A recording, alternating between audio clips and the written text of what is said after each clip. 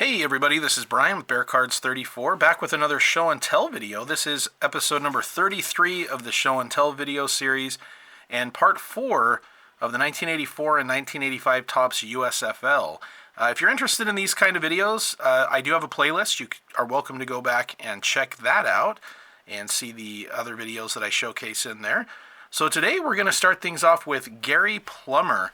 This is his 1984 XRC on the left. This is one of my handful of USFL cards that I have in a PSA slab, and that is the rookie card in the middle from 1989 Topps, as well as a 1990 Action Packed. So Gary Plummer was one of the better NFL players to come out of the USFL. He went undrafted, but he was part of that amazing 1983 draft class that included some of the all-time greats, some of the best players of my youth, absolutely, and just a fantastic draft class. So Gary Plummer, he played his college ball at Cal, and then he spent 3 years with the Oakland Invaders. And with the Invaders, he made it to the 1985 USFL Championship game. They lost to the Stars 24-28, but like many after the USFL folded, he signed with an NFL team, and he signed with the San Diego Chargers. He made an instant impact at linebacker, and with the Chargers, he also played a little bit of offense. He scored an offensive reception touchdown as well as a rushing touchdown, and he averaged about 100 tackles per year for the Chargers. He signed with the 49ers in 1994 and was part of that Super Bowl winning team of the Niners with Steve Young at the helm. And over his career, he had over 1,000 tackles. So just a very, very talented linebacker there that we'll start things off with.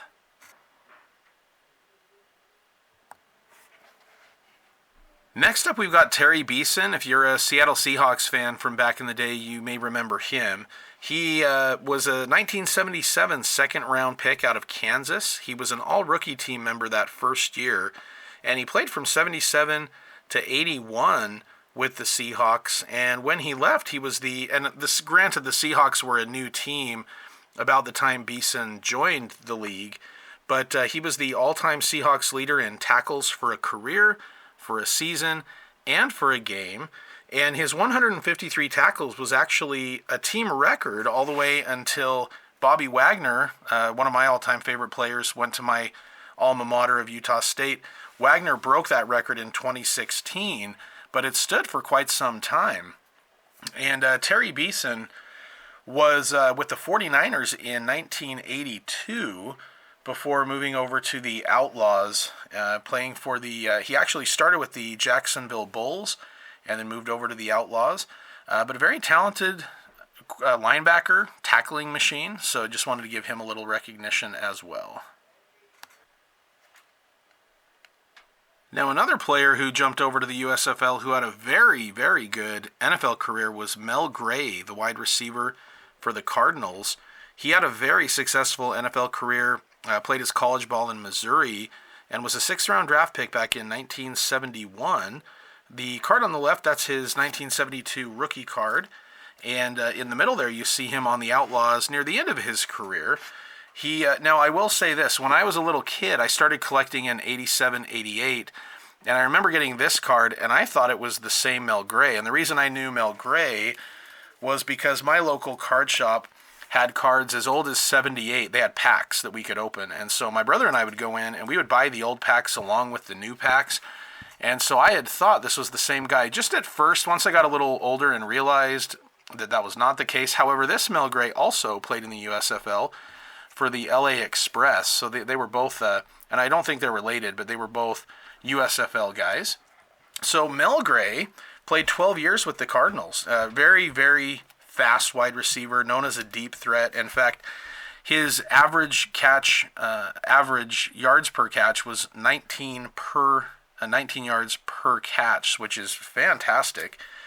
He had his best year in 1975. This is the 74 All-Pro. He made 4 straight Pro Bowls. In 1975, he tied the NFL lead in touchdown receptions and had 4 straight Pro Bowls. He retired from the NFL technically after the 82 season, but then he signed on with the Express as well in '83. Also played a couple of years with Oklahoma and then Arizona Outlaws. But he had quite a few cards made over the years as well, and ended his career with almost 7,000 yards receiving. And one of the, definitely at the end of his career when he joined the USFL, but definitely, I would say Hall of Very Good right there for Mel Gray. Next up, we've got Doug Williams. I'm a big fan of Doug Williams, and he had a very memorable time in the NFL as well as some time in the USFL. So he was a first-round draft pick by the Tampa Bay Buccaneers back in 1978. On the left, you can see his 79 Topps rookie card. The Buccaneers were a brand new team in the 70s. They had lost a lot of games. There's even a 1978 card featuring the 77 season, and one of the season highlights was just the fact that the Buccaneers got their first win. Doug Williams came in, and in 5 years with the Buccaneers, he took the Buccaneers to 3 playoff appearances, including making it all the way to the 1979 NFL Championship game. Now, he started off back in 1977-78 when he was at Grambling. The offensive coordinator for the Buccaneers was Joe Gibbs, somebody I'm sure a lot of you are familiar with, and he'll come into play a little later as well. But Joe Gibbs was an offensive coordinator and a scout, and he went and was the only coach or coach scout who actually went and met with Doug Williams and did a workout and an interview, and he was very impressed. He reported back to Tampa Bay that he thought Doug Williams would be a really good fit, called him a natural leader, says he knows the game, that he's got a desire to learn, and he's got a big arm. And so Tampa Bay ended up drafting him in '78 with their first-round pick. He became the first African-American quarterback taken in the first round of the NFL draft. And despite some success, he was the lowest paid quarterback in the NFL. So after the 1982 season, Doug Williams had asked, deservedly so, for a raise, but unfortunately Tampa Bay refused. They wouldn't budge at all. So this right here, this is Doug Williams' last NFL card with the Buccaneers, the 1983 Topps after the '82 season. And Doug Williams sat out the entire season in 1983, and during that season, the Buccaneers only went 2-14, and in fact, they did not reach the playoffs again for another 14 years. That would be 1997. So Williams, because of the USFL starting up and making some big contracts, Williams signed with the Outlaws for the 1984 season, and he became one of the highest paid players in football at that point. He said of his signing that the owners treated him as a human and not as a piece of cattle in a stockyard. So he definitely felt more appreciated. And he threw for over 3,000 yards his first year in the USFL, but he did turn the ball over quite a bit. The Outlaws ended up merging with the Arizona Wranglers and then became the Arizona Wranglers, or Arizona Outlaws. But in 1985, he had a really solid year, 3,700 yards passing, 21 touchdowns. And then after the USFL folded, if you remember Joe Gibbs, he actually reached out to Doug Williams and asked if he would come play for the Washington Redskins, now the Commanders, and basically just said, hey, I'd love you to come in and be a backup to Jay Schrader. We think you'd be a good fit for our team. And obviously they had that connection from back in Tampa Bay. So Doug did sign with the Washington Redskins, and he was Schrader's backup. However, Schrader had some injuries, and Doug Williams was able to get in and have some playing time. Now, in 1986, he only threw one pass, and it was an incomplete. But in 1987, he was able to fill in from time to time. He threw for over 1,000 yards that season, and it was a strike-shortened season to begin with. But because of the injuries to Schrader, Williams ended up in the starting role, and it was a magical season. After starting only 2 games in the regular season, he played well enough that even when Schrader was back, Joe Gibbs named Williams for the starter in the playoffs, where he, sadly for me, beat the Chicago Bears in Chicago. Of all the games I've ever seen, that is one of the top 5 all-time memories for me, and it was not a good one at the time. I really appreciated the Redskins. He played great. Darryl Green was just amazing. But that was Walter Payton's very last game ever. He had already announced his retirement, and it was known that, should the Bears lose, that would be Walter's last game. And unfortunately it was, and I have that vivid memory of Walter sitting on the sideline with his hands on his helmet, just kind of taking in the fact that that was it. And I was crying. I was just a little kid, but I was crying. But the story for Doug Williams, though, was a great one. So not only did they beat the Bears, but they ended up making it all the way to the Super Bowl. So in Super Bowl 22, they played the Denver Broncos, and it was a blowout. The Redskins won 42-10. Williams became the first black quarterback not only to start in a Super Bowl, but also to win one as well. And 18 of 29 in the game, 340 yards passing, which at the time was a new record. He also had 4 touchdown passes, and if you've seen that game, all 4 of those were in the second quarter. It was just amazing. And a year later, he stuck around with the Washington team. This is the Super Bowl card commemorating the win. Right here, we've got this Pro Set insert of him being the Super Bowl MVP. There's also this right here, Williams and the Redskins explode. Great picture right there. And he had a 1989 Pro Set card made. This was, I think, that would have been the last time they made a card of him, I believe. So he ended up retiring after the 1989 season. He had been hampered by injuries, and Mark Ripien had kind of come in and kind of taken some playing time over there. After his career, he went on to coaching, and in fact, right now he's a senior advisor for the Commanders. But I love the Doug Williams story. I just think it's fantastic. I love these 2 USFL cards. This one right here with the blue background and him just kind of smiling, and then right here the action shot. I just think that's a great one. He has a lot of really good cards, actually. And I'm a big fan of his story, and definitely wanted to take a little extra time to highlight his time in the USFL. Next up, a guy who became a teammate of Doug Williams and got to be a part of that Super Bowl winning team with Washington. That's Kelvin Bryant.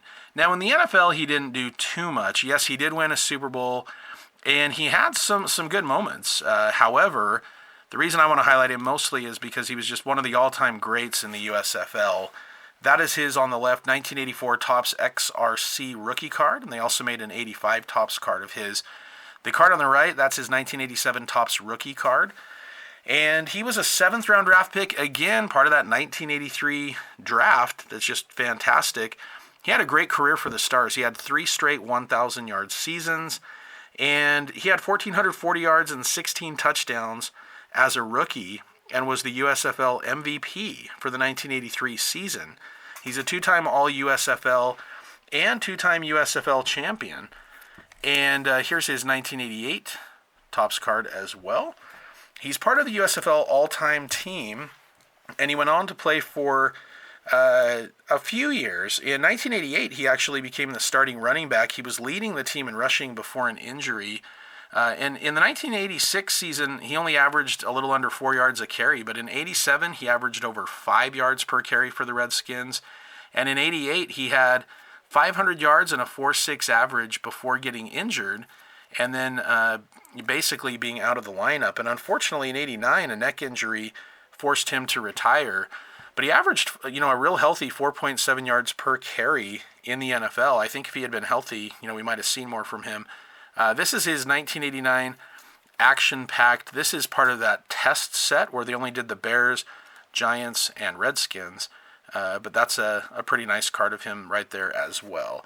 So yeah, when you're talking about some of the most impactful players of the USFL during its brief time in that original run of the USFL, Kelvin Bryant is definitely one of the standouts.